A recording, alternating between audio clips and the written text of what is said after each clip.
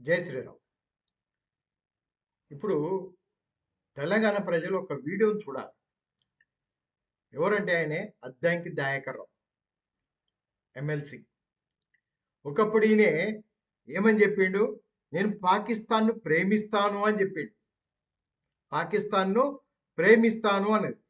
పాకిస్తాన్ను ప్రేమించడం నా అదృష్టం, ప్రేమించకపోవడం ఈ దౌర్భాగ్యము అన్న వ్యక్తి. అలాంటి వ్యక్తి కొన్ని కామెంట్ చేసిండు. దానికి కౌంటర్ కామెంట్ని మాట్లాడుతున్నాను.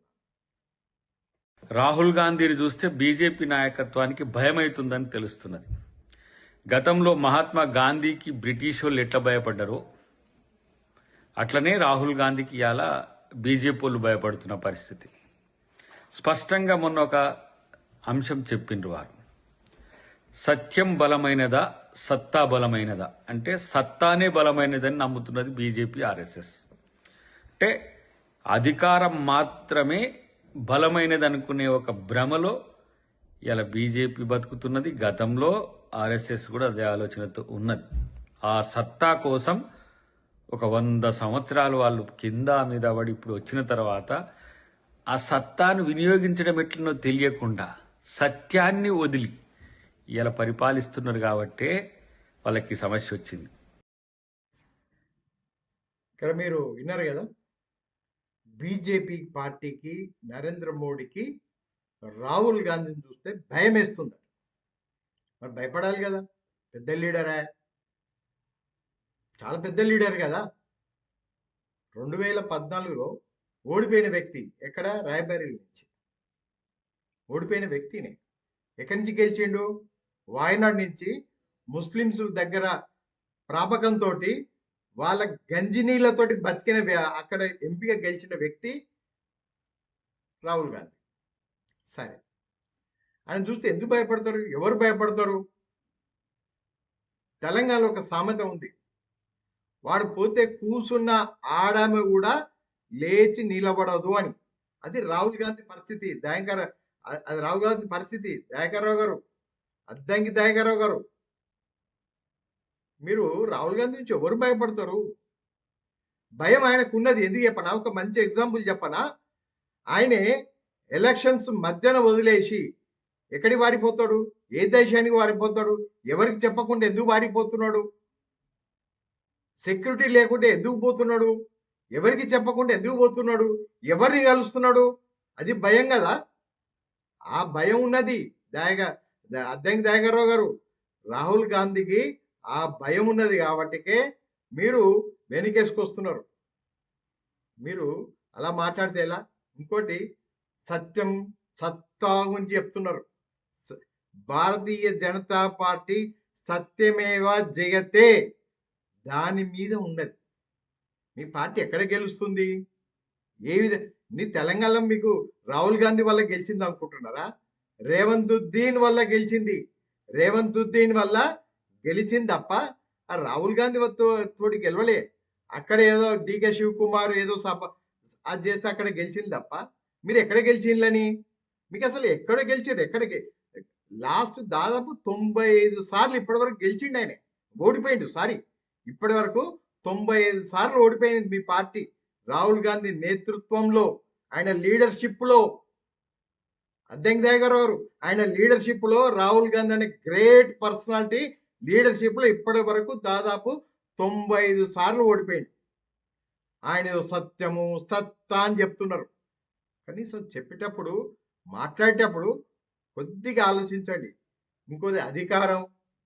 అధికారం కోసమే రాజకీయం ఉంటుంది. ఆ మాత్రం నీకు తెలవదా? మరి నువ్వు ఎందుకు గెలుస్తలేవు? నువ్వు ఎక్కడి నుంచి, నువ్వు ఛాన్సర్లో ఓడిపోయినావు కదా. ఎప్పుడు గెలిచినావు? నామినేటెడ్ పోస్ట్లో ఎమ్మెల్సీకి వచ్చినావు నువ్వు. ఏదో రేవంతుద్దీన్ ఒక్క మోచేతి నీళ్లు దాగి వచ్చి బయటపడ్డావు నువ్వు. నువ్వు కూడా బీజేపీ గురించి మాట్లాడుతున్నావు. సత్యమేవ జగతే అనే వర్డ్ కూడా నీకు రాలేదు. అది కూడా మాట్లాడొస్తలేదు. అధికారం కాదు, ఆర్ఎస్ఎస్ అధికారంకి ఎందుకు వస్తుంది? అధికారానికి ఆర్ఎస్ఎస్కి ఏం సంబంధం? రాజకీయం చేసేది బీజేపీ. బీజేపీలో మేము గెలుస్తున్నాం, మీరు ఓడిపోతున్నారు. 2014 నుంచి మీరు ఓడిపోతూనే ఉన్నారు. బీజేపీ గెలుస్తూనే ఉన్నది. ఆ విషయం కూడా నీకు తెలియకవే. ఎలా అద్దంకి దయాకర్ రావు? రాహుల్ గాంధీ మాట్లాడుతుంటే భయం ఎందుకు అవుతున్నది? ఇలా కిషన్ రెడ్డి గారు కూడా మాట్లాడుతున్నారు, ఇలాంటి నాయకులు ఉండడం దురదృష్టకరము అని. అన్న అద్దంకి దయాకర్ అన్న 100 సంవత్సరాలు ఆర్ఎస్ఎస్, బీజేపీ కాదు. నీకు తెలుసు ఆర్ఎస్ఎస్ వేరు, బీజేపీ వేరు. ఆర్ఎస్ఎస్ అనేది ఎన్జిఓ ఆర్గనైజేషను. వాళ్ళు సర్వీస్ మోటివ్లో సర్వీస్ చేస్తారు తప్ప వాళ్ళు రాజకీయాలకు రాలే. బీజేపీ అనేది రాజకీయాలకు వచ్చింది, ఆ రాజ్యాధికారం కోసం వచ్చాడు. మాది 1980 వచ్చిన ఇష్యూ తెలుసు నీకు.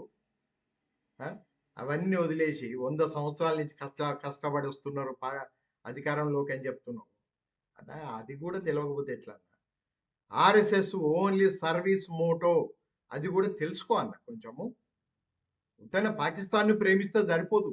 పాకిస్తాన్ను ప్రేమిస్తే ఏమి సరిపోదు. ఆల్రెడీ మీకు ఒక పేరు వచ్చింది, కాంగ్రెస్ ముస్లిం లీగ్ పార్టీ అని. కాంగ్రెస్ ముస్లిం లీగ్ పార్టీ అనే ఒక పేరు వచ్చింది. మీరు ఏమవుతుందని చెప్పింది ఆల్రెడీ. కాంగ్రెస్ ఏ ముస్లిం అంటేనే కాంగ్రెస్ అని చెప్పింది. మీరు మా గురించి మాట్లాడుతున్నారంటే ఇంకా వింత. అయినా కిషన్ అన్న ఏం చెప్పిండు? ఆయన ఒక వింత మనిషి. మరి మీరు ఒక్కసారి ఆయన బాడీ లాంగ్వేజ్ గురించి చెప్తే మీరు తలకాయ ఎక్కడ పెట్టుకుంటారో తెలుసా? అసలు ఒక అపోజిషన్ లీడర్ ఉండి కనీసము ఒక డ్రెస్సింగ్ సెన్స్ లేని వ్యక్తి అని. డ్రెస్సింగ్ సెన్స్ లేని వ్యక్తి ఓ హవాయి చెప్పులు వేసుకొని నడిచేటప్పుడు ఒక కాలు లెఫ్ట్ కాలు ఈస్ట్లో పోతుంది, రైట్ కాలు వెస్ట్లో పడుతుంది. ఒక కాలు ఇటు పడేస్తాడు, ఒక కాలు అటు పడేస్తాడు. ఆ టీ షర్టు, ఆ బాగీ పాయింట్ వేసుకొని పార్లమెంట్కి వస్తుంటే నాకే అసహ్యం అనిపిస్తుంది ఆయన చూస్తుంటే. ఆయన బాడీ లాంగ్వేజ్ కానీ ఆ డ్రెస్సింగ్ సెన్స్ కానీ ఆయనకే సరిగ్గా లేదు. ఆయన అపోజిషన్ లీడర్ అని చెప్పేసి చాలా గొప్పగా చెప్పుకుంటున్నారు మీరు. దయాకరన్నా ఒక్కసారి ఆయన డ్రెస్ సెన్స్ చూసుకో. నీ డ్రెస్ సెన్స్ ఎంత బాగుంటుందన్నా, ఆయన డ్రెస్ సెన్స్ ఏంటి అట్లుంది? ఏందా డ్రెస్సు? బీటెక్లో బీటెక్లో ఫస్ట్ ఇయర్ పిల్లలు వస్తారు చూసిన కాలేజీకి, అగో ఆ టైప్లో వస్తుండే ఆయన. ఆ డ్రెస్ సెన్స్ అట్లుంది ఆయన. ఆయన పట్టుకొని ఏదో చెప్తున్నావు చాలా గొప్పగా. ఇంకా ఇందాం. కాంగ్రెస్ పార్టీకి కాదు, దేశానికి నాయకత్వం నుంచి ఒక యువ నాయకుడు వచ్చిన ఇవాళ దేశంలో పీడితులు, బడుగులు, బలహీన వర్గాలు, మైనారిటీలు అందరూ కూడా ఈరోజు తన వైపు చూస్తున్నారు. దయాకరన్నా కొంచెం దయచేసి ఆ రాహుల్ గాంధీని యువ నాయకుడు అని చెప్పకండి.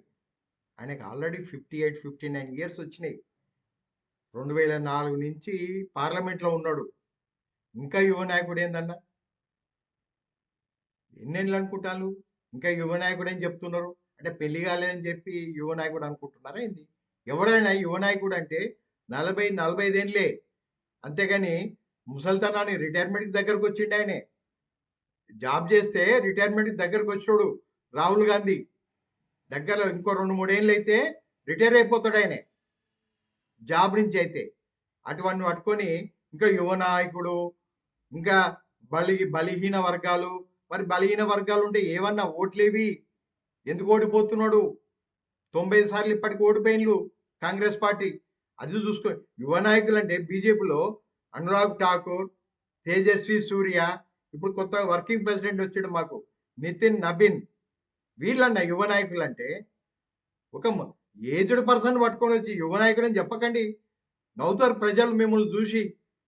ఇలాంటి మాటలు మాట్లాడకన్నా నువ్వు ఒక మెచ్యూర్డ్ పొలిటీషియన్. నువ్వు కూడా మా నాయకుడు అని చెప్పండి, యువ నాయకుడు చెప్పకండి అన్న. 58 ఏళ్ళు దాటి ఆయనకు ఇంకా యువ నాయకుడు అని చెప్పకండి. అసహ్యంగా ఉంటుంది. ఇప్పుడు ఆయన తీసుకొచ్చి యువ నాయకుడు అని చెప్తే అనవసరంగా ముసలోళ్ళందరూ రెడీ అవుతారు మొత్తం రంగులు వేసుకొని వాళ్ళు నిలబడతారు. నేను కూడా యువ నాయకులమంటారు. మరి జాగ్రత్త అన్న, మాట్లాడేటప్పుడు అనవసరంగా ఆయనను ఎక్కువ లేపకండి. ఆయన జాకీలు పెట్టి లేపి మీరు ముసలోళ్ళు అయిపోయిండ్రు పార్టీలో. అది అర్థం చేసుకోండి.